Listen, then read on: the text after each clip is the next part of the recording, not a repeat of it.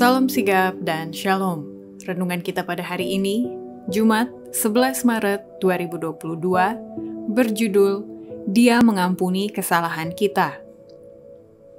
Ayat intinya terdapat di dalam Yeremia 33 ayat 8. Aku akan mentahirkan mereka dari segala kesalahan yang mereka lakukan dengan berdosa terhadap aku.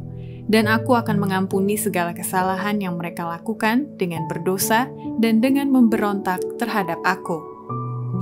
Pena Inspirasi menuliskan yang dimaksud dengan judul renungan kita pagi ini, Dia Mengampuni Kesalahan Kita, sebagai petunjuk bagi kita agar dapat merasakan kasih Allah yang tiada bandingnya, dengan menuruti perkataan nubuatan Yesus yang berkata, barang siapa yang bertahan akan selamat, adalah sebagai berikut. Pertama, gambaran kapan peristiwa Dia mengampuni kesalahan kita, itu dilakukannya sebelum Ia datang yang kedua kali lewat periode pengadilan pemeriksaan dan penghapusan dosa di surga.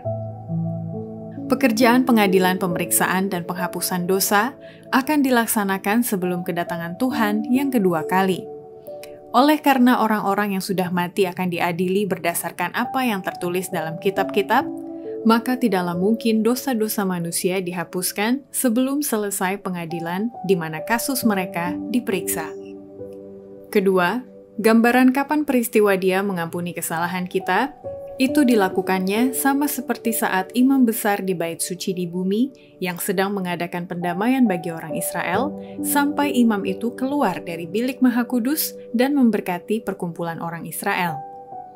Pada upacara Ka'bah dunia, Imam besar setelah mengadakan pendamaian bagi orang Israel, keluar dan memberkati perkumpulan orang Israel. Demikian juga Kristus, pada akhir pekerjaannya sebagai pengantara, akan menyatakan dirinya sekali lagi tanpa menanggung dosa untuk menganugerahkan keselamatan kepada mereka yang menantikan Dia.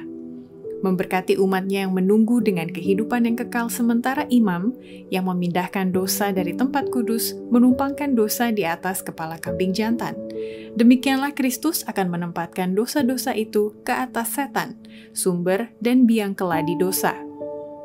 Ketiga, gambaran kapan peristiwa Dia mengampuni kesalahan kita, itu dilakukannya setelah berakhir masa nubuatan 2300 hari pada tahun 1844, yaitu baik bagi orang yang masih hidup maupun yang sudah meninggal, dan dihakimkan menurut perbuatan mereka, berdasarkan apa yang tertulis di kitab-kitab.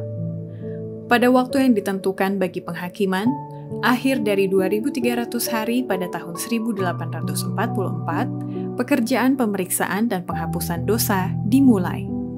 Semua orang yang pernah mengambil nama Kristus bagi dirinya harus melalui penyelidikan yang teliti. Baik yang hidup maupun yang sudah meninggal harus dihakimkan menurut perbuatan mereka berdasarkan apa yang tertulis di dalam kitab-kitab. Keempat, gambaran kapan peristiwa Dia mengampuni kesalahan kita, itu dilakukannya sebelum pintu kasihan tertutup, dan malaikat-malaikat Allah masih menyaksikan setiap dosa dan mencatatnya di dalam catatan yang tidak pernah salah.